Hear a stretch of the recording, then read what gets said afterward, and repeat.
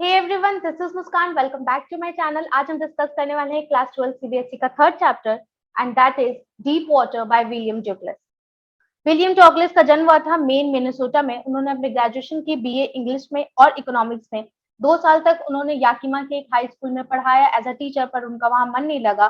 फिर उन्होंने अपना लीगल करियर परस्यू किया। उसके बाद वो मिलते हैं फ्रैंकलिन डी रोजेवेल्ट से येल में। और फ्रैंकलिन डी रोजेवेल्ट 32nd प्रेसिडेंट थे यूएस के। वो उनके एडवाइजर बन जाते हैं और फ्रेंड बन जाते हैं। विलियम डगलस इंडिविजुअल राइट्स के एक लीडिंग एडवोकेट थे 1975 में। वो रिटायर होते हैं और उनका टर्म था 36 ईयर्स का, जो कि court of the history of the court में लॉन्गेस्ट सर्विंग जस्टिस के रूप में था। ये जो फॉलोइंग हम स्टोरी पढ़ने वाले हैं आगे, ये उनके ही एक बुक का एक्सट्रैक्ट है, ऑफ मैन एंड माउंटेन्स। इस स्टोरी में उन्होंने बताया है कि जब वो एक छोटे बच्चे थे तो एक बार कैसे वो स्विमिंग पूल में डूबते डूबते बचे थे और उसके बाद उन्हें पानी से कैसा डर हो गया था, उससे कैसे उन्होंने ओवरकम किया था। तो हम आगे इनकी स्टोरी पढ़ते हैं। Notice how the autobiographical part of the selection is use to support his discussion of fear. वो इस चैप्टर में हमें डर के बारे में डिस्कस करके बताएंगे कि कैसे इंसान डरता है, उसे क्या महसूस होता है, और इसको उन्होंने बहुत ही अच्छे तरीके से अपने ऑटोबायोग्राफी से रिलेट कर दिया। ऑटोबायोग्राफी मतलब अपनी स्टोरी खुद बताना। So it had happened when I was 10 or 11 years old. I had decided to learn to swim. There was a pool at the YMCA in Yakima that offered exactly the opportunity. वो कहते हैं कि जब मैं 10-11 साल का था तो मैंने डिसाइड किया कि मुझे तैरना सीखना चाहिए। एक पूल था याकिमा में, वाईएमसीए में, और वो तैराकी सिखाता था। The Yakima river was treacherous. Mother continuously warned against it and kept fresh in my mind the details of each drowning in the river, but YMCA pool was safe. Okay, तो author बताते हैं कि YMCA का जो pool था वो बहुत ही safe था, लेकिन याकिमा रिवर जो था वो बहुत ही ट्रेचरस था। ट्रेचरस का मतलब होता है जिसपे बहुत ही अनप्रेडिक्टेबल डेंजर्स होते हैं। और उनकी जो मॉम थी वो हमेशा उन्हें बताते रहती थी कि ये रिवर कितना डेंजरस है, हमेशा उन्हें वार्न करते रहती थी और रिमाइंड करवाते रहती थी कि इसमें कितने लोग डूब गए। Treacherous means unpredictable dangers. अन वो डेंजर्स जिनको हम प्रेडिक्ट नहीं करते हैं, वो अचानक से आ जाते हैं, उन्हें कहते हैं unpredictable dangers. It was only 2 or 3 feet deep at the shallow end, and while it was 9 feet deep at the other, the drop was gradual. I got a pair of water wings and went to the pool. वो कहते हैं कि जो YMCA का pool था वो ज्यादा deep नहीं था। स्टार्टिंग में वो 2 या 3 फीट ही डीप था, फिर धीरे धीरे ग्रेजुअली डीप होते होते दूसरे साइड पे जाके वो 9 फीट डीप हो जाता था। शैलो एंड का मतलब होता है, शैलो एंड पूल का वो एरिया होता है जहाँ पे वाटर सबसे कम डीप होता है, ठीक है, लीस्ट डीप होता है। तो उन्होंने वाटर विंग्स का एक पेयर खरीदा और पूल पे चले गए।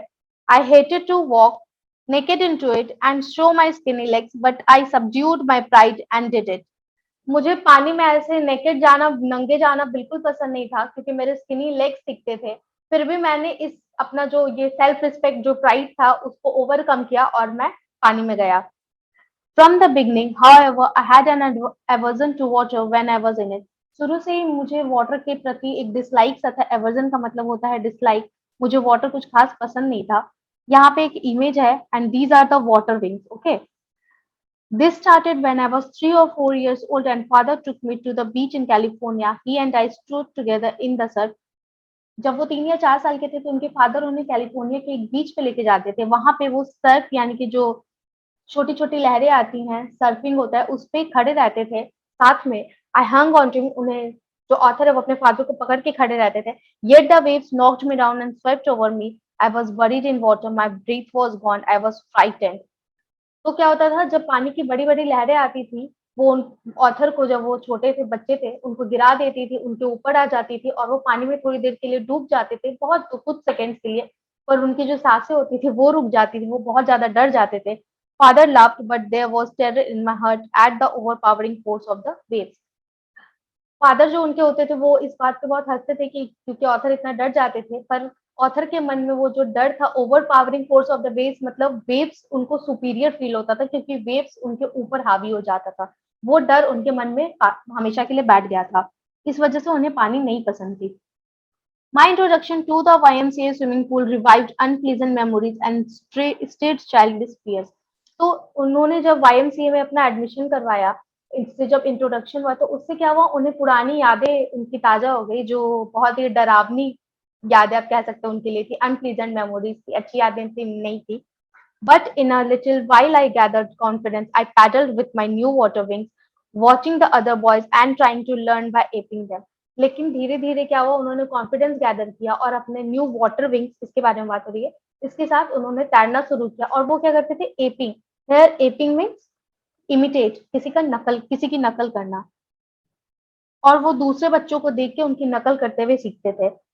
I did this 2 or 3 times on different days and was just beginning to feel at the ease in the water when the misadventure happened. वो धीरे-धीरे 2-3 बार ऐसे करते-करते धीरे-धीरे अब सीखने लगे थे, थोड़ा कंफर्टेबल होने लगे थे पानी में, लेकिन उनके साथ एक मिसएडवेंचर हो गया, एक एक्सीडेंट हो गया। वो एक्सीडेंट क्या था? I went to the pool when no one else was there. The place was quiet, the water was still, and the tiled bottom was as white and clean as a bathtub. I was timid about going in alone, so I sat on the side of the pool to wait for others. एक बार वो pool में जाते हैं, swimming pool में, जब वहाँ कोई नहीं था, प्लेस बहुत ही क्वाइट था, शांत था, पानी स्थिर था, और जो टाइल्ड बॉटम का मतलब होता है स्विमिंग पूल की जो नीचे का सतह था, वो टाइल्स का था, और वो इतना ज़्यादा साफ था, इतना ज़्यादा व्हाइट था जैसे कि कोई बाथटब हो। टिमिड का मतलब होता है लैक ऑफ करेज, हिम्मत की कमी थी ऑथर में। वो बहुत डर रहे थे अकेले स्विमिंग पूल में जाने से, इसलिए वो स्विमिंग पूल के बाहर ही वेट करते हैं साइड में बैठ के बाकियों के आने का। I had not been there long when in came a big bruiser of a boy who probably 18 years old. He had thick hair on his chest. He was a beautiful physical specimen with legs and arms that showed rippling muscles. He yelled, "Hi, skinny. How would you like to be dug?" तो जब वो वहाँ बैठे हुए थे, ज़्यादा देर नहीं हुआ था, तभी वहाँ एक 18 साल का एक लड़का आता है। ब्रूज़र मतलब होता है कि ऐसे लोग जिन्हें जो बहुत एग्रेसिव होते हैं, उन्हें झगड़ा करना, क्वारल करना बहुत पसंद होता है। वैसा एक लड़का आता है, उसके चेस्ट पे थिक हेयर्स थे, लेकिन उसका फिज़िकल स्पेसिमेन, स्पेसिमेन का मतलब होता है किसी भी इंडिविजुअल को का अगर हम एग्ज़ाम्पल लेते हैं, भले वो एनिमल हो, प्लांट्स हो या फिर कोई पर्सन हो, उसके स्पेसिफिक स्पेसीज़ को दर्शाने के लिए तो उसे हम स्पेसिमेन कहते हैं। यानी ये जो लड़का था, ये परफेक्ट एग्जाम्पल था, जैसे बॉडी बिल्डर लड़के होते हैं उनको दर्शाने के लिए। उसके जो लेग्स और आर्म्स थे उसमें पता चल रहा था कि रिपलिंग मसल्स मतलब जिनके मसल्स होते हैं ना, जो लोग जिम जाते हैं, उस बारे में बात हो रही है। और वो मुझे देख के कहता है कि हाय स्किनी, तुम्हें कैसा लगेगा अगर मैं तुम्हें ऐसे ही पानी में फेंक दूं या वाटर में पुश कर दूं। डक का मतलब होता है टू पुश इन वाटर या to throw in water casually. With that, he picked me up and tossed me into the deep end. I landed in a sitting position, swallowed water, and went at once to the bottom. I was frightened, but not yet frightened out of my wits. Author कहते हैं कि उसने मुझे उस लड़के ने मुझे उठाया और ऐसे ही पानी में फेंक दिया। मैं सिटिंग पोजीशन में बैठे हुए पोजीशन में पानी के अंदर जाकर चला गया और इतनी जोर से मुझे फेंका था कि अचानक से मैं बॉटम स्विमिंग पूल के बॉटम में पहुंच गया। इस प्रक्रिया में क्या हुआ, उन्होंने थोड़े से पानी को भी निगल लिया, स्वैलोड वाटर। वो डर गए थे पर इतना नहीं कि उनका दिमाग काम करना बंद कर दे। On the way down I planned when my feet hit the bottom I would make a big jump. उन्होंने जब वो नीचे गिरे थे तब उन्होंने एक प्लान बनाया कि जब मैं मेरा फीट जो है वो स्विमिंग पूल के बॉटम को टच करेगा, तो उस वक्त मैं एक बहुत ही लंबा सा जंप मारूंगा, सरफेस पे आ जाऊंगा, lie flat on it and paddle to the edge of the pool. Jump मार के मैं वाटर के सरफेस पे आ जाऊंगा, उस पे फ्लैट फ्लैट लेट जाऊंगा और फिर क्या करूंगा, पैडल यानी कि हाथ पैर जो स्विमर्स चलाते हैं, वो पैडलिंग करके मैं स्विमिंग पूल के किनारे तक आ जाऊंगा। It seemed a long way down. Those 9 feet were more like 90 and before I touched bottom my lungs were ready to burst. लेकिन उन्होंने जितना सोचा था कि ये छोटा सा डिस्टेंस होगा वो एक्चुअली था नहीं। वो 9 फीट भी उनके लिए 90 फीट जैसा लग रहा था। और इसके पहले कि वो बॉटम को टच करते उसके पहले उनके लंग्स में शायद पानी भर गया था, जिसकी वजह से उन्हें लग रहा था कि अब वो फट जाएगा। But when my feet hit the bottom, I summoned all my strength and made what I thought was a great spring upwards. लेकिन फिर भी उन्होंने हिम्मत रखी और जब वो बॉटम टच करते स्विमिंग पूल के, तो उन्होंने अपने सारे हिम्मत को एक साथ किया, समन मतलब टुगेदर, एक साथ करना, और फिर सारे पूरे हिम्मत के साथ, पूरे शक्ति के साथ उन्होंने एक लंबा सा जंप मारा। I imagined I would bob to the surface like a cork. Instead, I came up slowly. क्या होता है कि उन्होंने सोचा था कि मैं इतना जोर से जंप मारूंगा कि मैं पूरा वाटर के सरफेस पे आ जाऊंगा, पर ऐसा होता नहीं है। बॉब का मतलब होता है जंप करना। उन्हें लगा था कॉर्क जो होता है एक ऐसा बॉटल होता है, आपने देखा होगा शैंपेन वगैरह का, उसके ऊपर ऐसा एक रबर का कॉर्क जैसा ढक्कन होता है, उसके बारे में बात हो रही है। जब हम शैंपेन की बॉटल को खोलते हैं तो ये कॉर्क क्या होता है, उछल जाता है। उन्हें लगा था वो इतनी जोर से जंप मारेंगे कि वो ऐसे उछल के ऊपर आ जाएंगे, लेकिन ऐसा होता नहीं है। वो बहुत धीरे धीरे ऊपर आते हैं, इतने जोर से जंप मारने के बावजूद भी। I opened my eyes and saw nothing but water. जब वो ऊपर आते हैं तो उन्हें पानी के सिवा और कुछ नहीं दिखता है। Water that had dirty yellow tinge to it, मतलब अभी तक वो पानी के सतह से ऊपर नहीं आए थे और पानी में उन्हें क्या लगता है, एक टिंज का मतलब होता है स्लाइट कलर, ठीक है, हल्का सा उन्हें येलोइश कलर लगता है, जो कि बहुत ही डर्टी लग रहा था, गंदा लग रहा था। आई ग्रू पैनिक की I reached up as if to grab a rope and my hands clutched only at the water. वो बहुत ही डर जाते हैं और अपने हाथ ऊपर मारने लगते हैं और कोशिश करते हैं कि वो किसी रस्सी को पकड़ ले, पर उनके हाथ में रस्सी नहीं, सिर्फ और सिर्फ पानी आता है। I was suffocating. I tried to yell but no sound came out. Then my eyes and nose came out of the water but not my mouth. वो सब उनको बहुत ज्यादा सफोकेशन हो रही थी, उन्होंने कोशिश की चिल्लाने की पर कोई आवाज नहीं निकली। उनके आंख और नाक तो पानी से बाहर आ गए थे, पर उनका माउथ जो था, ये जो माउथ का पोर्शन होता है, ये अभी भी पानी के अंदर था। I flailed at the surface of the water, swallowed and choked. क्या होता है कि वो पानी के सरफेस पे बहुत ही उनको ब्रीथिंग प्रॉब्लम होने लगती है। चोक और फ्लेट का मतलब होता है बहुत ही सीवियर ब्रीथिंग प्रॉब्लम होना, क्योंकि उन्होंने बहुत सारा पानी भी अपने अंदर स्वालो कर लिया था। I tried to bring my legs up but they hung as dead weights, paralysed and rigid. वो कोशिश करते हैं कि वो अपने पैर को ऊपर लेके आए, पर उनका ऐसा लग रहा था कि उनके पैर में अब जान ही नहीं बची है। वो बहुत ही रिजिड, बहुत ही स्ट्रांग हो गया था, नीचे में ऐसा लग रहा था जैसे पैरालाइज हो गया हो। A great force was pulling me under. I screamed, but only the water heard me. I had started on the long journey back to the bottom of the pool. क्या होता है कि एक बहुत ऐसा लगता है कि बहुत ही कोई स्ट्रांग सी शक्ति है जो उन्हें वाटर के अंदर खींच रही है। वो चिल्लाते हैं पर उनकी आवाज सिर्फ पानी के अंदर ही रहती है, पानी के बाहर नहीं जाती है। और अभी जो वो थोड़ा ऊपर भी आए थे, वो वापस से धीरे धीरे नीचे जाने लगते हैं सेकेंड टाइम, ठीक है। ये क्या होता है, ये सेकेंड टाइम होता है जब वो नीचे जा रहे हैं। पहली बार तो वो उनको जब फेंका गया था तब वो नीचे गए थे। I struck at the water as I went down, expending my strength as one in the nightmare fights as an irresistible force. वो पानी में स्ट्रक हो जाते हैं, फंस जाते हैं, अपना सारा स्ट्रेंथ जो है वो लगा रहे होते हैं, जैसे कौन लगाता है, एक ऐसा इंसान लगाता है जो रात में कोई डरावना सपना दिखता हो। कितनी बार होता है कि हम सो रहे होते हैं और हमें बहुत ही डरावना सपना आता है और हम नींद में ही कोशिश करते हैं कि किसी तरह हम इस सपने से जग जाए, उठ जाए। उसके बारे में बात हो रही है। I had lost all my breath, my lungs ached, my heart head throbbed, I was getting dizzy, but I remembered the strategy, ठीक है। वो बहुत ही ज्यादा थक गए थे, बहुत उनकी सांस बहुत फूलने लगी थी, उनके सीने में दर्द होने लगा था, उनका हेड थ्रॉब्ड मतलब ऐसे जैसे लगता है कि कोई मार रहा है, उस तरह का दर्द होना, अप डाउन टाइप का फील होना हेड में। उनको अब धीरे धीरे बेहोशी भी लगने लगी थी, पर स्ट्रैटेजी अभी भी उन्हें याद थी। I would spring from the bottom of the pool and come like a cork to the surface. I would lie flat on the water, strike out with my arms and thrust with my legs. Then I would get to the edge of the pool and be safe. ये question आपके exam में पूछा जा सकता है कि उन्होंने क्या स्ट्रैटेजी बनाई थी, what was the strategy of the author. वो स्ट्रैटेजी यही थी कि जब वो बॉटम तक पहुंचेंगे तो उन्हें इतना लंबा जंप मारना है, इतनी जोर से जंप मारना है कि वो वाटर के सरफेस पे आ जाए और फिर अपने हाथ पैर हिलाते हुए, स्ट्राइक करते हुए वो क्या करेंगे, स्विमिंग पूल के एज तक, साइड तक पहुंच जाएंगे और सेफ हो जाएंगे। I went down I went down endlessly. I opened my eyes, nothing but water with a yellow glow, dark water that one could not see through. वो नीचे चले जाते हैं एंडलेसली, इंफिनिटली, और अपनी आंखें खोलते हैं और उन्हें पानी के सिवा और कुछ नहीं दिखता। और वो पानी भी कैसा, एक ऐसा डार्क वाटर, येलो ग्लो वाला, जिसके आर पार नहीं देखा जा सकता। And then sheer, stark terror seized me, terror that knows no understanding, terror that knows no control, terror that no one can understand who has not experienced it.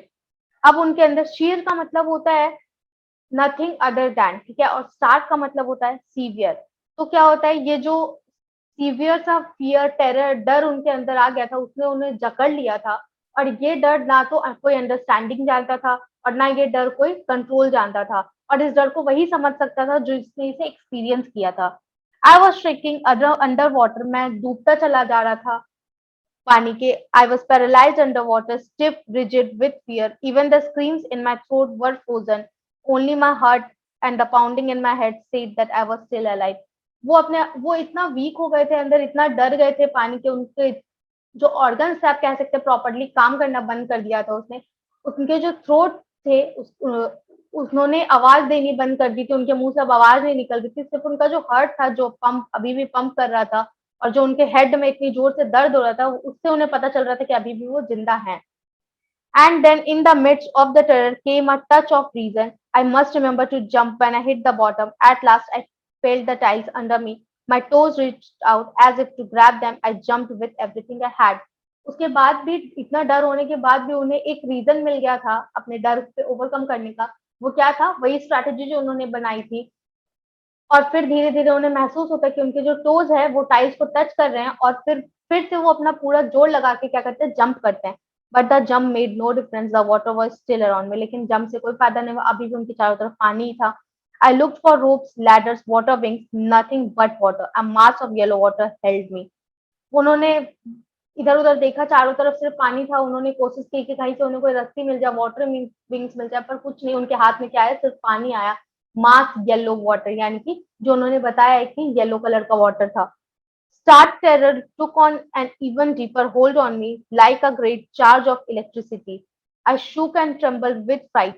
My arms wouldn't move, my legs wouldn't move. I tried to call for help, to call for mother. Nothing happened. वो कितने लाचार हो गए थे पानी के अंदर। पानी जो था उनके चारों तरफ था, और ये जो स्टार्क टेरर मतलब सीवियर था जो उनका डर था, सीवियर जो डर था उसने वो उसको उनको और जकड़े चला जा रहा था, और वो डर से पूरा काँप रहे थे। उनके आर्म्स मूव नहीं हो रहे थे, ना उनके लेग्स मूव हो रहे थे। उन्होंने वो आवाज़ लगाने की कोशिश कर रहे थे कि वो अपनी मदर को आवाज़ लगा पाएँ, पर ऐसा कुछ वो कर नहीं पा रहे थे। And then, strangely, there was light. I was coming out of the awful yellow water. At least my eyes were. My nose was almost out too. फिर अचानक से क्या होता है, उन्हें थोड़ी बहुत लाइट दिखाई देती है। अब वो धीरे-धीरे पानी के ऊपर आ रहे थे। उनकी आँखें ऊपर आ गई थी, और धीरे-धीरे अब उनके नाक भी ऊपर आ रहे थे। Then I started down a third time. I sucked for air and got water. The yellowish light was going out. लेकिन फिर से वो नीचे चल जाने लगते हैं। ये हो गया उनका थर्ड टाइम। जब वो नीचे जाते ऊपर आने के बाद धीरे-धीरे फिर से वो नीचे जाते। Then all effort ceased. I relaxed. Even my legs felt numb and a blackness swept over my brain. It wiped out fear. It wiped out terror. अब क्या होता है कि cease का मतलब होता है to bring to an end. Okay? अब जो उन्होंने एफर्ट लगाया था, अब वो धीरे-धीरे उसे खत्म करने लगते हैं। अब वो रिलैक्स हो जाते हैं, और ये जो उनका रिलैक्सेशन था, धीरे-धीरे उनका दिमाग ब्लैंक आउट हो जाता है, उनकी आँखों के सामने अंधेरा छा जाता है, और इसने उनके डर को भी खत्म कर दिया था, उनके टेरर को भी खत्म कर दिया था। देयर वाज़ नो मोर, अब वो पैनिक भी नहीं हो रहे थे। It was quiet and peaceful, nothing to be afraid of, this is nice, to be drowsy, to go to sleep, no need to jump, too tired to jump, it's nice to be carried gently, to float along in space, tender arms around me, tender arms like mother's, now I must go to sleep. अब उन्हें क्या लगने लगा था ना कि अब वो नहीं बचेंगे, ठीक है। अब ना उन्हें डर लग रहा था, ना उन्हें पैनिक लग रहा था। ऐसा लग रहा था बहुत ही पीसफुल है सब कुछ, अब तो डरने की जरूरत ही नहीं, क्योंकि मैं तो बचूंगा नहीं। ये तो बहुत अच्छा है कि अब मैं चाहता हूँ, अब मैं सो जाता हूँ, हमेशा के लिए सो जाता हूँ। अब जंप मारने की भी कोई कोशिश नहीं करनी है। वैसे भी जंप मारते मारते मैं बहुत थक चुका था। ऐसा लग रहा था कि बहुत अच्छा है कि मैं धीरे-धीरे कोई मुझे आर्म्स में लेके स्पेस में फ्लोट करे, और ऐसा लग रहा था कि जैसे टेंडर आर्म्स होते हैं मेरी मॉम के, वैसे ही टेंडर आर्म्स, मतलब वो वाटर के बारे में बता रहे हैं कि ऐसा लग रहा था कि वाटर के जो आर्म्स है वो उनको कैरी कर रहे हैं, जो वो वाटर में हल्का-फुल्का फ्लोट हो रहे थे अंदर की तरफ, उसके बारे में बोल रहे हैं। और उन्हें ऐसा लग रहा था कि अब मुझे सोने चले जाना चाहिए था। मतलब सोने इन द सेंस ऐसा नहीं कि सो जाना चाहिए था। Here he is talking about the death experience he is feeling. I crossed to the oblivion and the curtain of life fell. यहाँ पे ये सेंटेंस जो है, this is a metaphor, okay? I crossed to oblivion and the curtain of life fell. Oblivion का मतलब होता है, it refers to the state of non-existence. उन्हें ऐसा लग रहा था कि अब वो नहीं बचने वाले हैं। तो वो कहते हैं कि मुझे अब ऐसा लगने लगा था कि अब तो मैं नहीं बचने वाला हूँ, और मेरी जो जिंदगी का कह सकते हैं पर्दा है, अब वो गिर गया है। The next I remember, I was lying on my stomach beside the pool vomiting.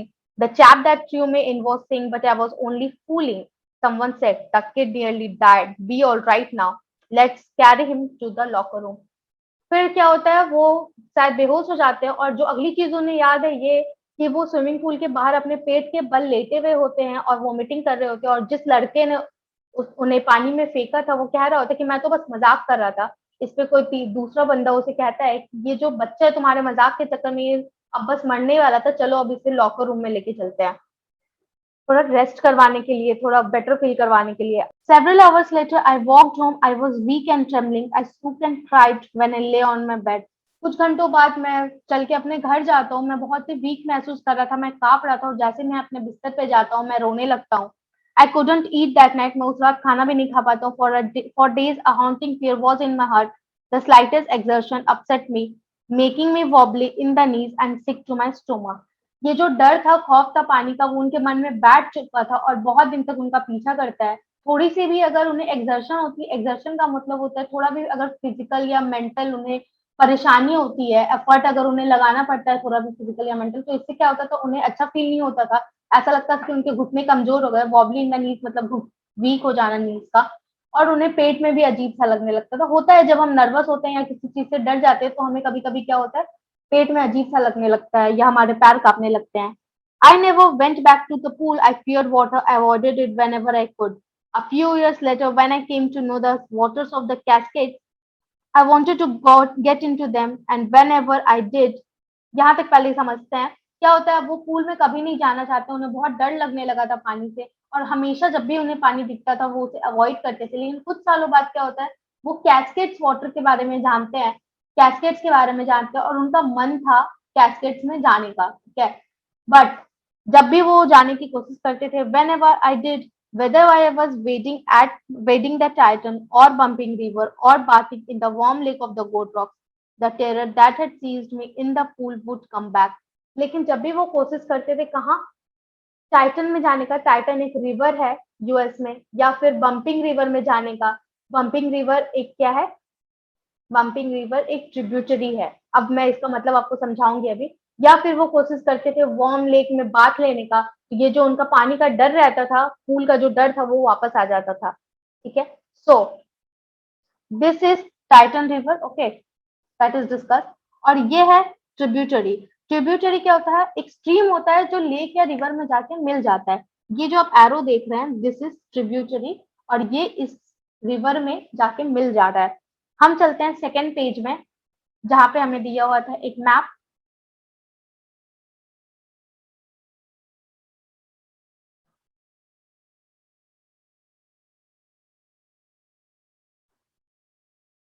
यहाँ पे हमें एक मैप दिया गया है याकिमा रिवर का, और यहाँ हमें बताया गया है वो सारे जगह के बारे में जिसे इस बुक में मेंशन किया गया है। Specially this is Yakima and this is Chilton river.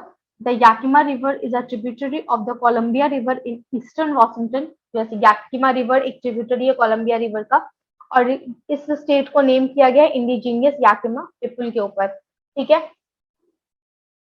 Tributary का मतलब मैंने आपको समझा दिया। Now let's move ahead with the chapter.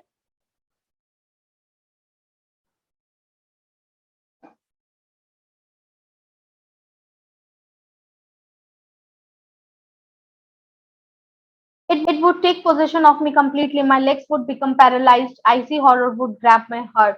इसके बाद क्या होता था, ये जो डर रहता था पूरा उनके ऊपर काबू कर लेता था, उनके पैर फिर से ट्रेम्बल होने लगते थे, ऐसा लगता था उनमें जान ही नहीं बची है, और ये जो डर था उनके दिल में बैठ जाता था। This handicap stayed with me as the years rolled by in canoes on main lakes fishing for landlocked salmon. सालों साल बीत जाते हैं पर ये जो डर है उनके उनके साथ रह जाता है हमेशा के लिए। अब वो बताएंगे कि कब कब उन्हें डर लगता था। In canoes on Maine lakes fishing for landlocked salmon, चाहे वो मेन लेक पे क्यों ना जाए, सैल्मन एक फिश है, उसकी फिशिंग करने के लिए। Bass fishing in the new hemisphere, trout fishing on the district and Metolius in Oregon, fishing for salmon on the Columbia at Bumping Lake in the Cascades. Wherever I went, the haunting fear of the water followed me. ये fish का नाम है, okay.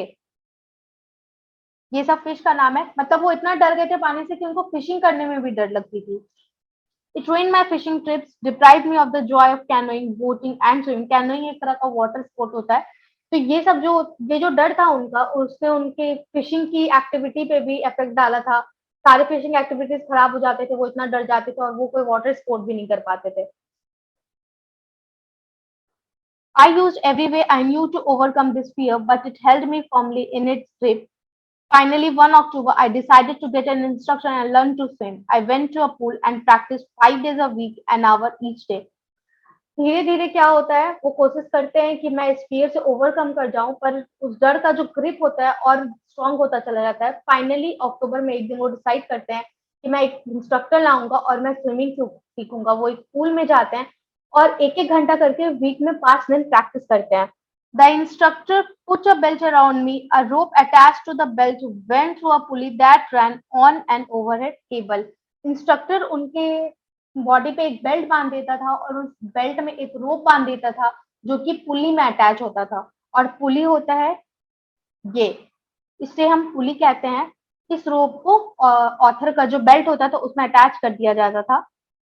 He held on to the end of the rope. वो रोप का and पकड़ के रखता था and we went back and forth across the pool hour after hour, day after day, week after week. तो वो क्या करता था, इंस्ट्रक्टर जो था बेल्ट में एक रोप बांध के इस पुली में अटैच कर देता था और इस रोप का जो दूसरा हिस्सा होता था इसे इंस्ट्रक्टर खुद पकड़ता था और फिर वो दोनों पूल में क्या करते थे, आगे की तरफ जाते थे, फिर पीछे की तरफ आते थे, आगे की तरफ जाते थे, पीछे की तरफ आते थे। ऐसा उन्होंने घंटों घंटों तक किया, दिन पे दिन बीतते गए, वो प्रैक्टिस करते रहे, वीक पे वीक बीतते गए, वो प्रैक्टिस करते रहे। On each trip across pool a bit of the panic seized me. Each time the instructor relaxed his hold on the rope, I went under, some of the old terror returned and my legs froze. Her trip में जब भी वो practice जिस भी trip में करते थे, थोड़ा डर उनके मन में अभी भी आ जाता था। जब भी इंस्ट्रक्टर रोप को थोड़ा लूज छोड़ता था तो वो पानी के थोड़ा अंदर जाते थे और उस वक्त क्या होता था, पूल का जो डर था वो वापस आ जाता था और उनके लेग्स जो थे फिर से फ्रीज हो जाते थे, काम करना बंद कर देते थे। It was 3 months before the tension began to slack, then he bought me to put my face underwater and exhale and to raise my nose and inhale. 3 महीने हो जाते हैं जब उनका जो डर था ऑथर का, अब वो धीरे धीरे कम होने लगता है। और जो इंस्ट्रक्टर था वो उनको क्या सिखाता था कि अपना फेस पानी के अंदर डालो और एक्सेल करो और अपना नोज पानी के ऊपर निकालो और एक्सेल इनहेल करो। I repeated the exercise hundreds of time. ये एक एक्सरसाइज था जो इंस्ट्रक्टर ने बताया था और इसको ऑथर हंड्रेड्स ऑफ टाइम करते हैं। धीरे धीरे उनका जो डर था, पैनिक था, वो धीरे धीरे कम होता चला जाता है। और दैट सीज में when my head went at the water. और ये जो डर था जब वो पानी के अंदर अपना हेड डालते थे तो उनके अंदर जो डर आता था, धीरे धीरे ये डर कम होता चला जा रहा है। Next he held me at the side of the pool and had me kick with my legs. उसके बाद वो वहां मुझे पूल के साइड में पकड़ के रखता था इंस्ट्रक्टर और मुझे कहता था कि पैर से किक मारो। For weeks I did just that. हफ्तों तक मैंने सिर्फ यही किया। At first my legs refuse to work. पहले तो मेरे लेग्स बिल्कुल काम नहीं करते थे, but then gradually relax and finally I could command them. पर धीरे धीरे मेरे लेग्स रिलैक्स होने लगे और मेरे जो ब्रेन से उन्हें इंफॉर्मेशन जाती थी कि भाई तुम किक मारो, अब वो धीरे धीरे उसको फॉलो करने लगे थे। Thus piece by piece he built a swimmer. फिर धीरे धीरे करके इंस्ट्रक्टर ने एक स्विमर बनाया। ऑथर अपने बारे में बात कर रहा है। And when he had perfected each piece, he put them together into an integrated whole. In April, he said, now you can swim, dive off and swim the length of the pool, crawl, stroke. ठीक है। Instructor ने piece author ने piece by piece इसलिए कहा है क्योंकि उन्होंने author को इंस्ट्रक्टर ने ऑथर को धीरे धीरे सिखाया। पहले किक मारना, पहले एक्सरसाइज सिखाई, किक मारना सिखाया, इसलिए पीस बाय पीस था। और जब वो हर एक एक्सरसाइज में, हर एक एक्टिविटी में जब वो परफेक्ट हो गए तो उन्होंने उसे टुगेदर एक साथ ला दिया और एक होल स्विमर बना दिया। और तब एक दिन अप्रैल में, अक्टूबर से स्टार्ट किया था ऑथर ने, और अप्रैल में जाके उनका इंस्ट्रक्टर उनको कहता है कि अब आप स्विम कर सकते हैं, डाइव कर सकते हैं या फिर पूरे पूल में अकेले आप तैर सकते हैं। क्रॉल स्ट्रोक का मतलब होता है ये, this is crawl stroke. Okay. जब हम स्विम करते हैं तो ऐसे ऐसे जब करते हैं हाथ और पैर से, उसे हम कहते हैं crawl stroke. I did the instructor was finish. हाँ, मैं अब वैसे करने लगा था, मैंने वैसे किया जैसे इंस्ट्रक्टर ने बताया और इंस्ट्रक्टर का काम अब खत्म हो गया था। But I was not finished. I still wondered if I would be terror stricken when I was alone in the pool. I tried it. I swam the length up and down. ठीक है। यहाँ पे 2 line दिए हुए, instructor was finish but I was not finish. मतलब instructor का काम तो खत्म हो गया था पर मेरा काम अभी बाकी था। वो काम क्या था, ऑथर को अभी भी क्या लगता था कि क्या वो अकेले अब स्विम कर पाएंगे, क्या उनका डर गया है। तो ये चेक करने के लिए वो एक दिन ट्राई करते हैं। Swum the length up and down का मतलब है जितना भी स्विमिंग पूल का लेंथ था उसमें उन्होंने स्विमिंग की। Tiny vestiges of the old terror would return. Vestiges, vestiges का मतलब होता है जो थोड़ा बहुत याद रह जाता है। आप कह सकते हैं कि trace of something that is disappearing. ठीक है। कोई भी ऐसी चीज जो थोड़ा बहुत उसका ट्रेस बच गया है। और यहाँ पे किसके बारे में बात हो रही है, ऑथर के पानी के डर के बारे में बात हो रही है। अब धीरे धीरे अपने पानी के डर को वो भूलने लगे थे, फिर भी क्या होता था, कभी कभी वो डर वापस आ जाता था। But now I could frown and say to that terror trying to scare me, ah, well, here is to you, look, and off I would go for another length of the pool. यहाँ पे author ने अपने confidence को बताया है कि जब भी थोड़ा बहुत जो डर होता था वापस आता था, तो मैं फ्रॉन मतलब होता है एक ऐसा फेशियल एक्सप्रेशन जिससे आप डिसअप्रूवल बताते हैं कि अच्छा, अब तुम्हें क्या लगता है, तुम मुझे डरा दोगे, पर लो अब मैं और तैर के दिखाऊंगा। और फिर वो क्या करते थे, वो और एक बार तैर लेते थे पूरे पूल में। दिस वेंट ऑन अंटिल जुलाई तक वो ऐसा करते रहे अप्रैल से, but I was still not satisfied. I was not sure that all the terror left. जुलाई तक वो ऐसा करते रहे, फिर भी अभी तक वो सेटिस्फाई नहीं हुए थे। उन्हें लगता था कि शायद वो टेरर वापस आ सकता है। So I went to the lake Wentworth in New Hampshire, dived off a dock at Triggs Island, and swam 2 miles across the lake to Stampede Island. तो ये सब कुछ आइलैंड है, कुछ लेक्स है जिनके बारे में उन्होंने बताया कि वो अकेले जाके वहां पे फिर स्विम करना शुरू करते, क्योंकि उन्हें अभी तक यकीन नहीं था कि उनका डर पूरी तरह से जा चुका है। आई swum the crawl, breast stroke, side stroke and back stroke. जितने भी स्ट्रोक्स उन्हें उनके इंस्ट्रक्टर ने सिखाए थे सब वो स्विम करते सारे स्ट्रोक्स के साथ। When only once did the terror return, एक बार उनका डर वापस आता है। कब? When I was in the middle of the lake, I put my face under and saw nothing but bottomless water. उनका डर वापस आता है तब जब एक बार वो लेक में तैर रहे होते हैं, मिडिल ऑफ द लेक होते हैं, अपना फेस जो है पानी के अंदर घुसाते हैं, वो क्या देखते हैं? बॉटमलेस वाटर, मतलब जमीन उन्हें नहीं दिखाई दे रही होती। और ऐसा उनके साथ कब हुआ था? जब वो स्विमिंग पूल में डूब रहे थे। इसलिए वो जो डर है, यादें हैं, अनप्लीजेंट मेमोरीज है, वो वापस आ जाती हैं। The old sensation returned in miniature. I laughed and said, "Well, Mr. Terror, what do you think you can do to me?" It fled and I swam on. क्या होता है कि उनका जो ये पुराना डर था वो वापस आता है जब थोड़ा बहुत, तो भी ऑथर डरते नहीं है। वो हंस के कहते हैं कि अच्छा मिस्टर टेरर, तुम्हें क्या लगता है कि तुम मेरे साथ क्या कर सकते हो? मिस्टर टेरर किसी इंसान का नाम नहीं, अपने डर को वो कह रहे हैं। और वो डर क्या होता है, चला जाता है और ऑथर अपना स्विमिंग कंटिन्यू रखते हैं। Yet I had residual doubts. At my first opportunity, I hurried west, went up the Titan to Conard Meadows, up the Conard Creek Trail to Mid Glacier, and camped in the high meadow by the side of the warm lake. अभी भी उनके मन में थोड़ा बहुत डर था, मतलब डाउट्स था कि अभी भी उनका डर गया है कि नहीं गया है। इसलिए वो क्या करते हैं, वेस्ट की तरफ जाते हैं और वार्म लेक के साइड में वो अपना कैंपिंग करते हैं। The next morning, I stripped, dived into the lake, and swam across to the other shore and back, just as Joe Corcoran used to do. फिर दूसरे दिन वो क्या करते हैं, अपने कपड़े उतारते हैं, लेक में जाते हैं और तैर के लेक के दूसरी तरफ पहुंच जाते हैं। जस्ट एज डॉग कॉर्पन कौन है? एक स्विमर है। उनके बारे में बोल रही कि जैसे डॉग कॉर्पन स्विम करते थे, एक तरफ से दूसरी तरफ स्विम करके पहुंच जाते थे, वैसे ही आज मैं भी पहुंच गया। I shouted with joy and Gilbert Peak return the echo. I had conquered my fear of water. ऐसा करने के बाद ऑथर बहुत ज्यादा खुश हो जाते हैं और वो जोर से चिल्लाते हैं, शाउट करते हैं। और गिलबर्ट गिलबर्ट पीक क्या है? वो एक पीक है वॉशिंगटन में, उसकी बात हो रही है। पीक मतलब ऊंचा इलाका जो होता है उसे पीक कहते हैं। यहाँ से जब हम चिल्लाएंगे तो इको, हमारी जो आवाज होती है वो इको होके वापस सुनाई देती है, उसके बारे में बोल रहे हैं। आज के दिन क्या किया था ऑथर ने, अपना जो डर था, पानी के ऊपर का जो डर था, उसे उन्होंने काबू कर लिया था, खत्म कर लिया था। The experience had a deep meaning for me, as only those who have known Stark Terror conquered it can appreciate. ये एक्सपीरियंस जो था इसका ऑथर के लिए एक बहुत ही डीप मीनिंग था। हमें और आपके समझ में शायद ना आए, पर उनको जरूर समझ में आएगा जो ऐसे किसी डर से, किसी भी डर से गुजरे हैं और फिर उन्होंने उस डर के ऊपर जीत पा ली। In death there is peace, there is terror only in the fear of death, as Roosevelt knew when he said, "All we have to fear is fear itself." This is a very great sentence. In death there is peace, there is terror only in the fear of death का मतलब है कि मौत में शांति है, ठीक है? मौत में डर नहीं है। हमें डर किस चीज से लगता है? मौत के आने से डर लगता है। रूजवेल्ट यानी कि जो 32nd यूएस प्रेसिडेंट, जिनके ऑथर एडवाइजर थे और फ्रेंड थे, उन्होंने क्या कहा था? All we have to fear is fear itself. हमें सिर्फ डर से डर लगना चाहिए, ठीक है? किसी और चीज से डर नहीं लगना चाहिए, हमें सिर्फ डर से डर होना चाहिए। Because I had experienced both the sensation. दो सेंसेशन जो है उसने उसे ऑथर ने एक्सपीरियंस कर लिया। वो दो सेंसेशन क्या है? पहला है ऑफ डाइंग, मरने का सेंसेशन, और दूसरा है the terror that fear of it can produce. और मौत के डर से जो खौफ पैदा होता है उसको भी मैंने महसूस किया है। The will to live somehow grieve in intensity. और इससे क्या हुआ, मेरे जो जीने की इच्छा थी वो और ज्यादा बढ़ गई।